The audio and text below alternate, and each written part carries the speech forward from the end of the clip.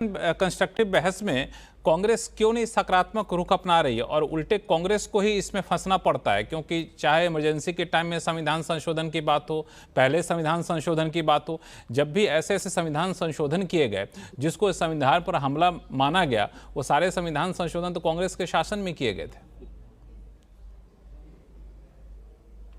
देखिए, अभी कहा गया कि ये जो है हमारा संविधान जो है ये एक लाइव डॉक्यूमेंट है, इसमें संशोधन होते रहते हैं। संशोधन कांग्रेस के समय में भी हुए, इनके समय में भी हुए और हो रहे हैं। अभी दरअसल बात ये है कि लेकिन ये संविधान, ये संशोधन राजनीतिक हितों के लिए, व्यक्तिगत हितों के लिए नहीं होना चाहिए था। प्रधानमंत्री ने कल कहा भी बड़ी अच्छी बात कि हमने भी संशोधन किए, डंके की चोट। किसके व्यक्तिगत नहीं, किसी के व्यक्तिगत हित नहीं है। आप प्लीज सर्टिफिकेट मत दीजिए, मैं आपको बताता हूं रोज किस तरह से तार हो रहा है। जो आरोप लग रहा है उसकी बात कर रहा हूं। जस्टिस नहीं, एक मिनट ना आरोप आप मेरे पे आरोप मत लगाइए, मैं उत्तर दे रहा हूं। शेखर कुमार यादव जो जस्टिस है, उन्होंने क्या कहा, एक लोगों को संबोधित करते करते उन्होंने क्या कहा, वो तो कस्टोडियन है ना कॉन्स्टिट्यूशन के। उन्होंने क्यों कॉन्स्टिट्यूशन को तार किया, और आज हुआ क्या?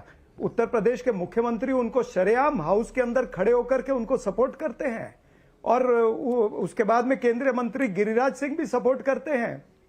होता क्या है, जब बार बार हम देखते हैं कि संविधान को किस तरह से तार किया जाता है, संविधान की हत्या किस तरह से हो रही है, खुलेआम हत्या हो रही है, तो निश्चित रूप से विपक्ष उसकी बात करेगा। भारतीय जनता पार्टी क्या करती है, वो अतीत में चली जाती है, क्योंकि वर्तमान पर बात नहीं करना चाहती है। भारतीय जनता पार्टी उस जस्टिस के बारे में कोई बात नहीं करेगी। उस जस्टिस के खिलाफ कॉलेजियम ने कल उनको बुलाया भी हुआ है, उसके ऊपर भारतीय जनता पार्टी उसको मदद करेगी, सपोर्ट करेगी, लेकिन संविधान को किस तरह से सुरक्षित रखना है इसके ऊपर कोई चर्चा नहीं करेगी। जब हम इस तरह का माहौल देखते हैं, जब हम ये देखते हैं कि बिल्किस बानो के आरोपी जो छूट के आते हैं उनको हार पहनाए जाते हैं, लड्डू खिलाए जाते हैं, जब ऐसे लगता है कि बहुत बड़ी जंग जीत के आए। और आज 16 दिसंबर जो जंग जीतने का दिन था, आज जो बांग्लादेश के खिलाफ में हम लड़े थे, और इंदिरा गांधी जी की जो संकल्पना थी, और जनरल मानेकशॉ और जनरल JS अरोरा जी ने जो करतब किए थे,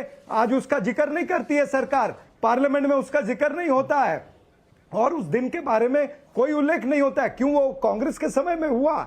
जब हम देखते हैं कि इस तरह की बातें होती हैं, तब निश्चित रूप से विपक्ष जो है वो अपना रोल अदा करता है। विपक्ष इन बातों को उजागर करता है कि आप देखिए किस तरह से अपने हितों को साधने के लिए आप संविधान को तार कर रहे हो। ये आज भी हो रहा है। आज पार्लियामेंट में खड़े होकर के क्यों नहीं बांग्लादेश की बात की? भाई, कांग्रेस को क्रेडिट छोड़ दीजिए, इंदिरा गांधी जी को क्रेडिट छोड़ दीजिए। आपने उस फोटो को, जो फोटो को हटाया गया है म्यूजियम से, उस फोटो को हटा करके आपने फील्ड मार्शल मानेकशॉ का अपमान किया, जनरल JS अरोरा का अपमान किया, वहां पर चंदूर जी का, उन्होंने ब्रिगेडियर साहब का आपने अपमान किया। तो ये तमाम सारी चीजें जब हम देखते हैं कि इतिहास तार हो रहा है, संविधान तार हो रहा है, तो विपक्ष का ये दायित्व बनता है। जनता ने हमको ये दायित्व दिया विपक्ष में बैठने का, और सरकार को हमको उनकी गलतियां बताने का। हम गलतियां बता रहे हैं।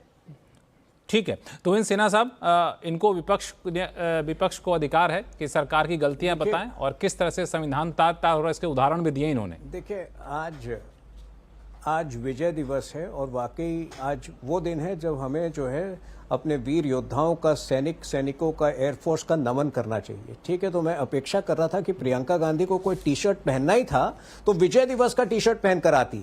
आज अगर कोई टी शर्ट पहनना ही था तो संविधान के संस्थापक, आज संविधान का डिबेट चल रहा है राज्यसभा में, भीमराव अंबेडकर जी का टी शर्ट पहनकर आती। कौन सा टी शर्ट पहनकर आई है? Palestine. Only communal virtual signalling से ये कांग्रेस पार्टी ऊपर नहीं उठ पा रही है। राहुल गांधी के स्पीच में अगर सावरकर को क्यों इन्होंने दुत्कारा, वो भी इनकी कम्युनल वर्चुअल सिग्नलिंग थी। संभल से प्रियंका गांधी ने संभल से शुरुआत की। क्यों? संभल में अगर 5 ऐसे लोगों की हत्या हुई, 5 ऐसे लोग की मृत्यु होती है जिनके पास पाकिस्तान मेड एम्यूनेशन पाए जाते हैं, तो क्या वो संविधान का उल्लंघन होता है? क्या कानून व्यवस्था आज ठप होने दे हम? देखिए, ये लोग जो हैं कम्युनल वर्चुअल सिग्नलिंग से ऊपर उठ नहीं पा रहे। इनके अंदर एक नशा है कि कैसे जो है एक अपनी माइनॉरिटी वोट बैंक की राजनीति को थामे रखें। कॉन्स्टिट्यूशन से इनका कोई मतलब नहीं है, हमने पूरे डिबेट में देख लिया। सप्रा साहब, छोटा सा कमेंट। मैं इनका एक छोटा सा उत्तर, हाँ छोटा, हाँ प्लीज। नहीं, इन्होंने फिलिस्तीन की बात की, वो जो बैग टी शर्ट की बात नहीं है, वो बैग लगाया हुआ था प्रियंका गांधी जी ने। मैं इनको बता दूं, शायद ये पढ़ के नहीं आए या देख करके नहीं आए हैं। मुझे हाँ, मैसेजिंग सेम है। मुझे ये बताएं कि सरकार का क्या अंदाज है फिलिस्तीन के लिए। भाई आपकी क्या धारणा है, आपकी क्या धोरण है, आप बताइए ना। क्या आप कहते हैं कि फिलिस्तीन में जाकर के सबको मार देना चाहिए, सबको उड़ा देना चाहिए, क्या ये कहते हैं आप लोग? अरे भाई, सरकार का भी वही स्टैंड है। संविधान इसमें कहां से आ गया? आपका स्टैंड विपरीत है तो आप स्टैंड बदल दीजिए। अगर आप कॉन्स्टिट्यूशन के अंदर सफरा साहब ये पूछ रहे हैं कि इस फिलिस्तीन के एक मिनट मेरी बात नहीं, मैं एक बात और कह दूं, एक बात और कह दूं, एक हाँ, बोलिए, मैं बोलिए, एक बात और फिर आप दोनों का उत्तर। हाँ। देखिए, आज योगी आदित्यनाथ में उत्तर प्रदेश में हाउस के अंदर खड़े होकर के क्या कहा कि सेक्युलर शब्द, धर्मनिरपेक्ष शब्द ये संविधान में नहीं था, इसको बाद में जोड़ा गया। ये मूल जो संविधान था उसमें नहीं था, इसलिए हमको उसका हम उसको चाहते नहीं है, ये उन्होंने कहा। अगर आपको ये शब्द से नफरत है, सेक्युलरिज्म से, अगर आपको धर्मनिरपेक्षता से नफरत है, तो आपकी मेजॉरिटी है ना लोकसभा के अंदर, आपकी मेजॉरिटी है ना राज्यसभा के अंदर, तो बदल दीजिए। क्या भारतीय जनता पार्टी इसको बदलना चाहती है? क्या आपका ये अंदेशा है? इसीलिए हम कहते हैं कि संविधान जो है वो तार-तार हो रहा है। आपकी जो नियत और नीति में खोट है। हाँ, ठीक है। रामकृपाल सिंह जी, ये जो पूरा मामला चल रहा है कि संविधान पे जिस तरह की बातचीत निकल कर सामने आ रही है कि संविधान के इतिहास को कुरेदा जा रहा है कि संविधान को में किनको यकीन है, किनको यकीन नहीं है, ये सवाल उठाया जाता है। क्या ये फ्यूचर कोर्स ऑफ एक्शन संविधान को लेकर डिसाइड करेगा? ये देखिए लक्ष्मण जी, जब आपके पास वर्तमान और भविष्य की चुनौतियों से लड़ने के बारे में अगर कंफ्यूजन हो, तो बहुत आसान तरीका होता है कि आप अतीत से कुछ चीजें ले आइए और उस पर बहस कीजिए। मैं अभी सुन रहा था, मैं केवल एक बात कहूंगा। एक शेर है, उसकी एक लाइन है, अब न वो तू है, न वो मैं हूं, न वो माजी है फराज। अब न वो बीजेपी है, न तब की कांग्रेस है, न आज जो स्थितियां हैं वो भी पहले की नहीं है। बेहतर तो यह होता कि ऐसे मौके पर सिर्फ एक इसे उठाया जाता कि संविधान में जितने भी संशोधन अब तक हुए हैं, जिन लक्ष्यों के लिए वे हुए थे, चलिए उनकी हम समीक्षा कर लें। क्या उससे समाज को बेहतर मतलब कोई गति मिली है या वो अवरोध के रूप में है? 100 करीब 100 के ऊपर करीब जितना भी होगा, इतनी बार बदला गया है। दूसरी बात, सप्रा साहब कह रहे थे कि संविधान में संशोधन अच्छी चीज होती है, तो अगर बीजेपी के कुछ बड़बोलों ने कह दिया था कि संविधान बदलेंगे, तो बदलने का मतलब आप खत्म होना मानते थे। फिर यह प्रचार क्यों किया कि यह संविधान को खत्म कर देंगे? खत्म करने की बात किसने कही थी? संविधान तो एक जीवंत चीज है और समय और समाज के हिसाब से उसमें परिवर्तन होंगे। एक चीज जो मैंने कहा था, जैसे आशु जी कह रहे थे, अच्छी बात है, मैंने वो किताब गोलवलकर जी की, मैं केवल इतना ही कह रहा हूं कि देखिए, न तो यह सन 62 का जनसंघ है, न यह सन 62 की कांग्रेस है। आप दोनों को देख लीजिए। जनसंघ का नारा था, हर हाथ को काम, हर खेत को पानी, घर घर में दीपक जनसंघ की निशानी।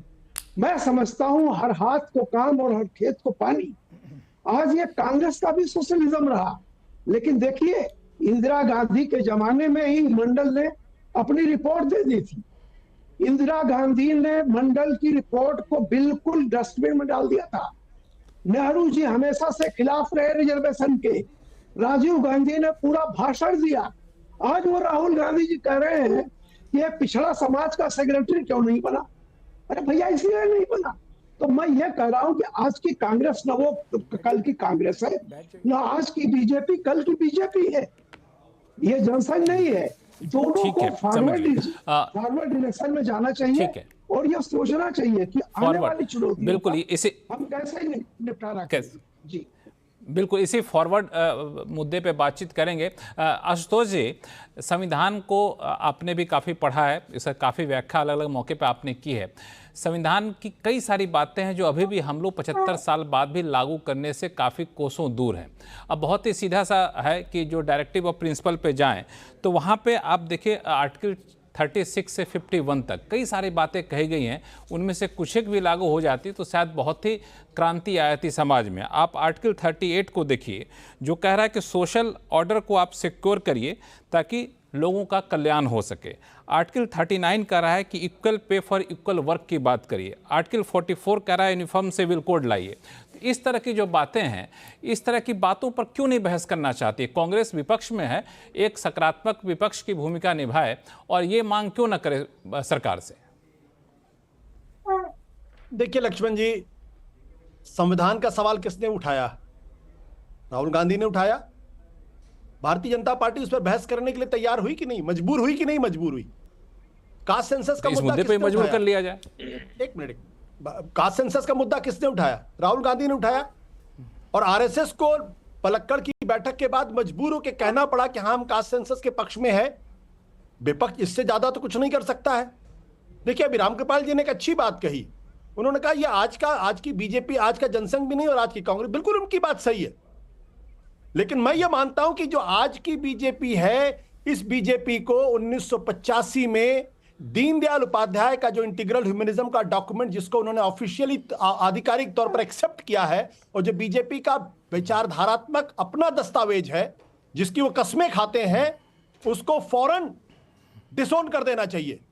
क्योंकि दीनदयाल उपाध्याय अपनी किताब में लिखते हैं, धर्मराज्य की स्थापना की बात करते हैं। वो भारत के संविधान में कहां से धर्मराज्य आ जाता है? वो कहते हैं कि जिसके साथ धर्म है वो संसद भी उसको चैलेंज नहीं कर सकती है, उसको मेजॉरिटी भी चैलेंज नहीं कर सकती है।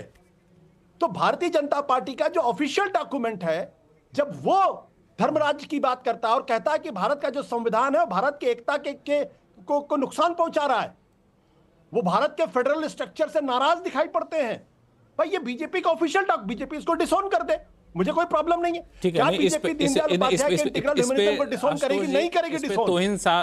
तोहिन सिन्हा साहब इस पे कुछ बोलना चाहते हैं, लेकिन छोटा